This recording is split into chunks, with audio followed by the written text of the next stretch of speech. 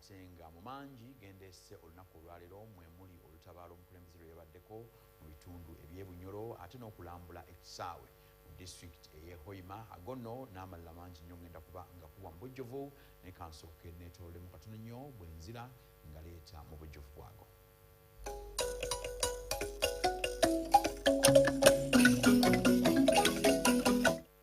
Kwaniriza nate mugafa Embuga Brian Kimbugwe gaagano nga leese mu bujjuvu era nga tutandikidde mu disitulikiti y'e Hoima omukulembeze w'eggwanga gye yabadde ng'agenze okulambula emirimu egyakakolebwako ku kisaawe ekya Hoima City Stadium okwongera okwekenneenya oba ddala Uganda neeteefuteefu okukyaza empaka za AFCON mu mwaka ogwa 2027 era omukulembeze bwe yalambudde ebyakakolebwako n'asanyuka nnyo olw'omulimu amatendo ogwakakolebwako mu kiseera kino ekitono era n'ayongera okukakasa nga gavumenti bw'eri enneeteefuteefu okwongera ensimbi mu kulaakulanya ebyemizannyo mu ggwanga lino.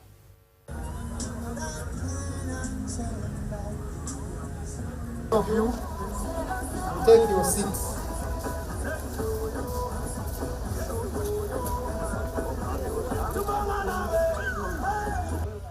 President museveni ng'akyali mu bbendobendo ly'e Bunyoro gyakulungudde ennaku nnya ng'alambula abalimi abali ku nkola ya PDM. Yakola emirimu emirala nga muno mwe mwali okutongoza okuzimba ekisaawe kya Hoima City ekigenda okukolerwamu emizannyo gya AFCON oba kiyite Africa Cup of Nations mu mwaka 2027.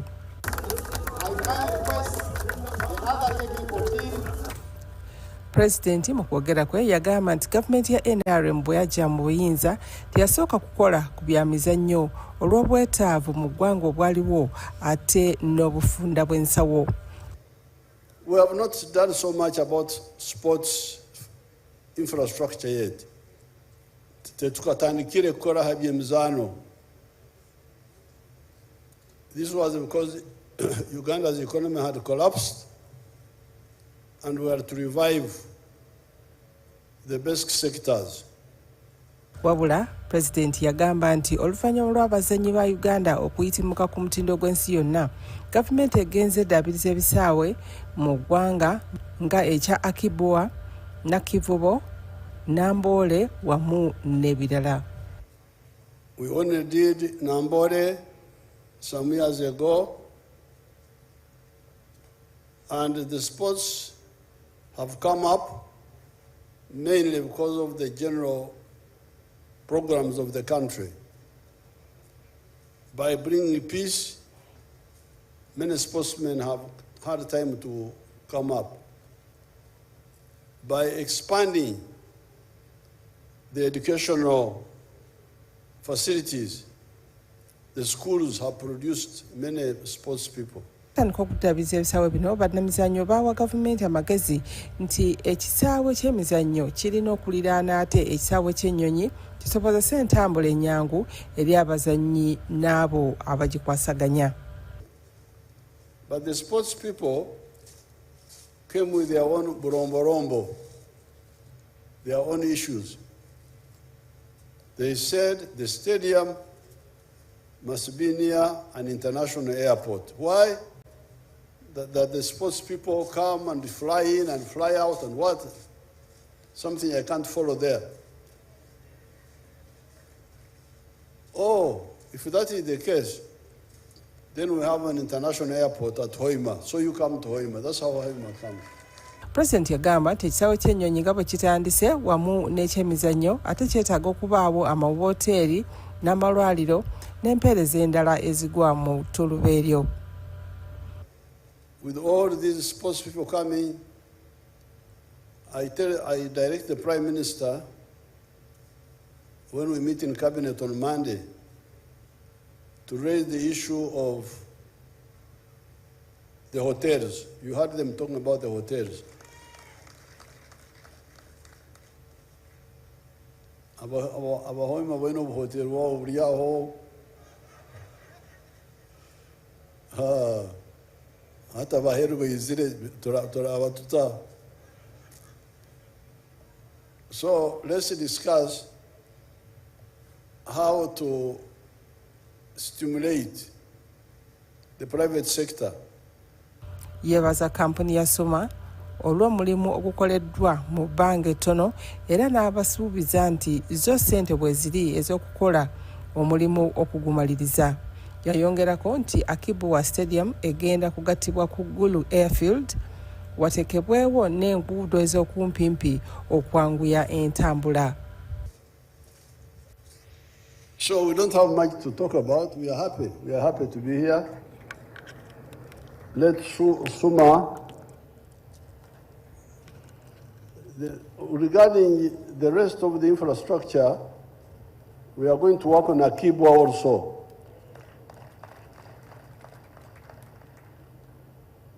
And now we have had to link Kimbugwe with the Gulu Airport. Upgrade the airport in Gulu, which is an Air Force base, upgrade it to become an international airport. And then link it with a shortcut road with the Lira. Instead of going to Kamudin, we shall find a shortcut to make sure the sportsmen land at Gulu, then come, drive, and then go, those things. Yayoza abeehoima okufuna amakulu ago. So, I want to thank everybody and congratulate the people of Hoima for getting manna from heaven, which they had not planned for. Ekeja yonke ekereta ronga kajireta. With these few words, I thank everybody and I wish you good luck. Ye Mama Janet Museveni ng'ate ye minisita w'ebyemizannyo n'enjigiriza yali musanyufu okulaba omulimu ogukoleddwa Suma mu myezi 7 gyokka era ne yeebaza abo bonna ababadde b'okulaba nga emirimu gino gigenda bukwakku. It is a real pleasure and joy to be here this afternoon, accompanying the President to see the ongoing work for construction of Hoima City Stadium as one of the facilities that shall be hosting the African Cup of Nations tournament in 2027 in the months of July and August. I'm happy indeed to see the tremendous progress by Suma within this short period of 7 months since construction started in September 2024. I always want to thank Honorable Peter Ogwang, of course, and his team, as well as the local leadership who have been keeping an eye on the progress of the project and always bringing feedback to us as a ministry for further support by government if that support is required. And of course, working with our monitoring team led by Mr. Kenneth Semogirere, who's been working under the leadership of Peter Ogwang. Your Excellency, there are also other people from various ministries, departments, and agencies of government that have worked with us as a ministry responsible for sports to support Suma achieve what we have seen here today. Yalina essuubi nti ekisaawe kya Hoima nga kiwedde kigenda kwongera ku nkulaakulana mu bbendobendo ly'e Bunyoro. Ku lwa gavumenti yasiima omugenzi James Rujumba eyawaayo yiika 10 ez'ettaka ne FUFA n'ewaayo yiika 10 okuzimbako ekisaawe kino gali kwoleka. And based on the impressions that Suma showed us, I believe that once this facility is completed, it will add so much value to the development of sports in our country and more to this region in Bunyoro. Your Excellency, on behalf of the government of Uganda, allow me to extend appreciation to the late Dr. James Rujumba, who donated 10 acres of land, as well as the Federation of Uganda Football Association, FUFA, for the additional 10 acres, even for the establishment of this stadium complex. The 22 acres that the government bought, together with the 20 acres received in donation from the 42 acres of land upon which the Hoima City Stadium complex is now being established.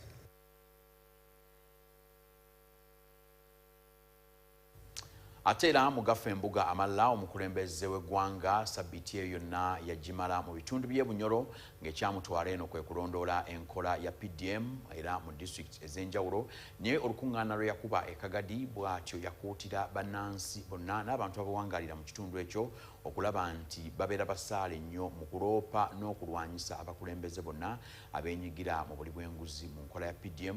Kyagamba nti singa abantu bano bali enguzi ne balemesa enkola eno okugenda mu maaso, omuntu asookera ddala okufiirizibwa ye muntu wa bulijjo kubanga tajja kusobola kuva mu bwavu ate nga kyekigendererwa kya PDM.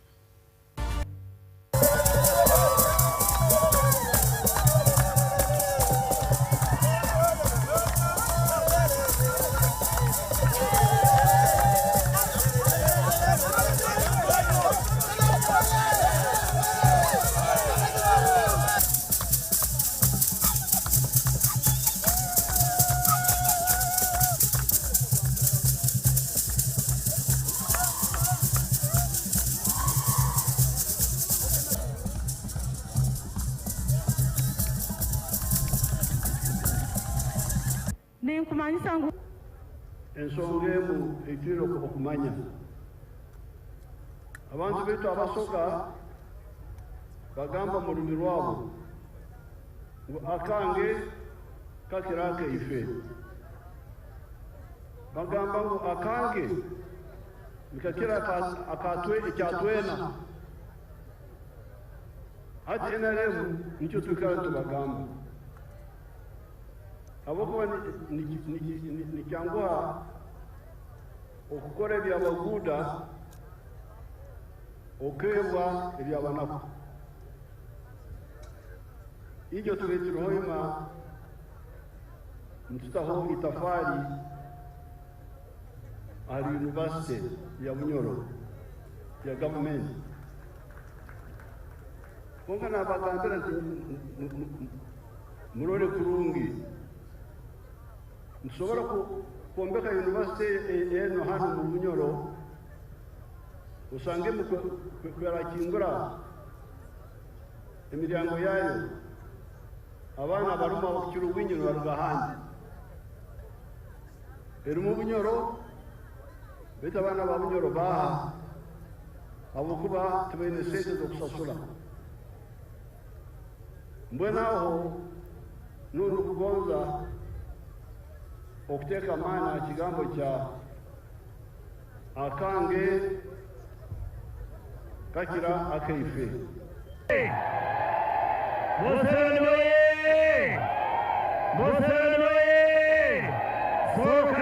Ate era bwe tweyongerayo, omukulembeze w'eggwanga Yoweri Kaguta Museveni ye yabadde omugenyi omukulu ku mukolo ogw'enjawulo ennyo ogwabaddemu okutongoza ekitabo ky'okujjukira omukulu ono Zekaria Mungonya ono nno nga bamujjukira olw'omukululo gwe ogw'amaanyi ennyo mu byobufuzi by'eggwanga lya Uganda nga minisita wa Uganda omuddugavu eyasookera ddala mu mirembe gy'abafuzi b'amatwale.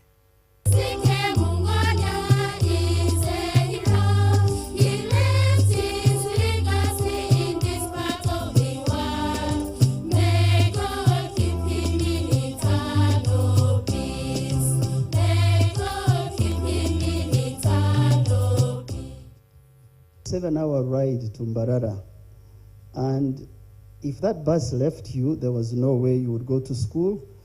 In Kashonji, when the day would break, you would see sick people in the bus, students, people going for weddings. So I thank him for seeing an opportunity where people were not able to see. How was this book written? To whom was it written for? And so on. This book, this write-up is multi-generational.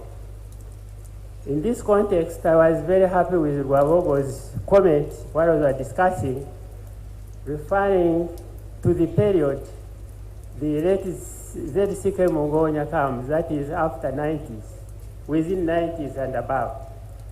But before 90s, many things had happened, the slave trade, the Berlin Conference, and so on and so forth. So what happened then had an influence on the assembly of Uganda as we know it, the Berlin Conference. He was an honest man, and he insisted that we should be honest. He had integrity, and he wanted us to have strong moral principles, and he tried to instill those principles to us. As the ambassador said, he had diplomacy, and he would generally want to listen to people more than talking to them. ZCK Mungonya was a great and loved statesman, notable for being the first elected Nganzi of Ankole and the first appointed African minister in the colonial administration. That was not a mean achievement, I can tell you. He made significant contributions to the socio-economic development of Uganda in both pre-independence and post-independence periods. And this was exemplified by his transformative leadership style, strong commitment to education, and empowering force, especially for young people. Pioneering and promoting land tenure reforms for the benefit of all. Hard work, integrity, and discipline. Unwavering and wholehearted support to the development of the church and his motherland, Uganda. I'm very happy with the people who wrote this book.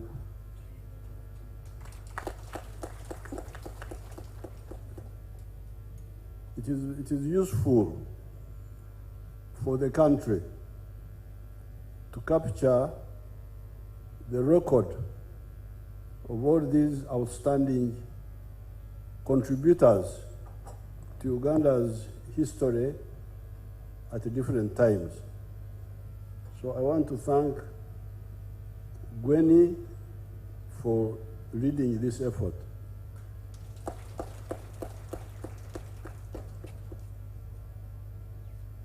I don't know whether you are as informed as I am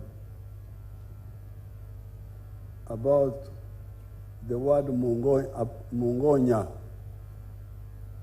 Did they tell you what it means? Or was it discussed in the book? Now, Mungonya would have been named after Abangonya. Do you know that? Abangonya, just before the Europeans started coming here, the Banyankore started buying guns from the Arabs.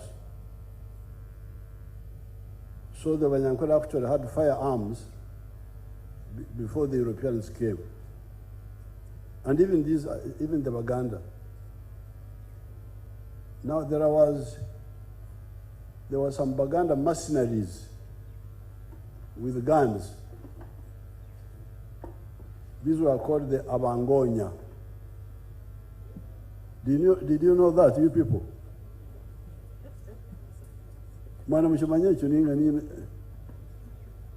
Is it mentioned in the book? Now, the Bangonya were the Baganda mercenaries, a regiment of them, armed with guns. ate bwe tweyongerayo mu Agafa Embuga amalala omukulembeze w'eggwanga President Yoweri Kaguta Museveni twamulaba nga bw'atyo yeetaba ku mukolo gw'okutema evvuunike ery'okuzimba ssettendekero wa Bunyoro University era yasinzira wano wennyini n'alaga obwetaavu obuli mu kuwagira ennyo okusomera obwerere mu masomero ga gavumenti kyagamba nti kino kijja kuyamba ku mwana owa bulijjo okufuna omukisa ogufuna ebyenjigiriza eby'okumutendera ogwa waggulu.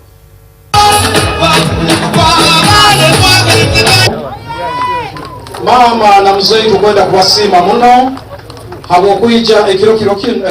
When the NRM came into government, there was only one public university, Makerere University. And we said Makerere University was graduating 80 doctors a year. According to the WHO, you need one doctor for every 500 people. Uganda, with a population of 46 million people, needs 92,000 doctors. Therefore, with graduating 80 doctors a year, you can see there was no hope of fulfilling the tasks. That's why from the beginning, even when we didn't have enough money, we evolved this policy which we are talking about now, the one of having a public university for each of the 18 zones of independence. And we have already had universities in about 10 or 12 of them. So therefore, this is what we are implementing here. The issue of prioritization, doing what you can afford at the right time. You have been talking about timing. Those people have been telling you that NRM, those are your enemies. Sometimes it takes our patience and it takes a little time, so it requires all of us not to be frustrated, not to be impatient, but to wait knowing that these facilities will be provided by this government because it was this government's policy. The establishment of a public university in the Bunyoro region will see this institution join the already existing and operational 10 public universities. All agreed to have a science-based university. This is going to be a game changer, Your Excellency, for the development of our region. There is nothing, Your Excellency, that has united us than this project, I'm telling you. And so, Your Excellency, I want to take this opportunity on behalf of everybody to thank you. Era nno omukulembeze w'eggwanga bwe yabadde mu lutabaalo lwe olw'okulondoola enkola ya PDM mu bbendobendo ly'e Bunyoro nga bw'etera okuba enkola ye aleka ebifo bino abigguliddewo amatendekero ag'ebyemikono era ne bannaffe ab'ebbendobendo ly'e Bunyoro tebaaviiriddemu awo bw'atyo omukulembeze yagguddewo ettendekero erya Bunyoro Zonal Presidential Skilling Hub mu disitulikiti ey'e Masindi era mu kwogera kwe n'asaba abaddukanya amatendekero gano okwongera ku masomo ge basomesa abayizi olw'okuba nti obwetaavu bweyongedde mu katale k'emirimu. Begojo omugorosi we kasojo omugorosi we bale kwija tenyi etemani kulembere 5 omugorosi we bale kwija kiki.